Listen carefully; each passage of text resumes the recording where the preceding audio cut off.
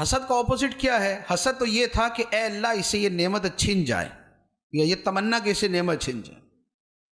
اب اس کا الٹ یہ ہوگا کہ اے اللہ اسے اور عطا کر دے۔ اس کا الٹ تو یہ بنتا ہے یا تو پہلے بھی چھن جائے یا اسے اور مل جائے۔ اب اس کا الٹ ہے اسے اور مل جائے، یہ ہے کشادہ دلی۔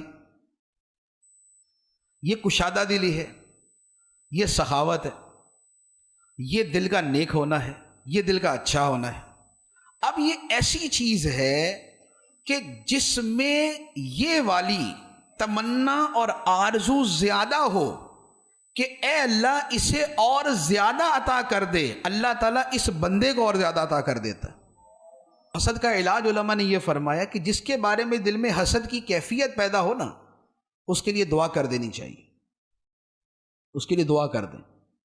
کسی کا کاروبار ہم سے اچھا ہے تو اب دل میں حسد پیدا ہو رہا ہے کہ ابھی اس کا ختم ہو جائے، ہمارا بڑھ جائے، تو بجائے اس کے کہ حسد کر کے خود کو جلائیں اور گناہگار بھی ہوں، اس سے اچھا ہے کہ اس کے لیے دعا کر دے کہ اللہ تعالیٰ اس کے کاروبار میں اور برکت عطا فرمائے۔ فائدہ کیا ہوگا؟ ایک تو حسد سے بچ جائیں گے، دوسرا فرشتہ آپ کے لیے دعا کر دے گا۔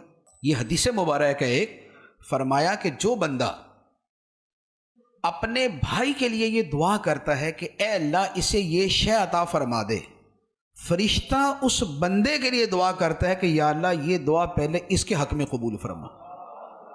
یہ حدیث مبارک۔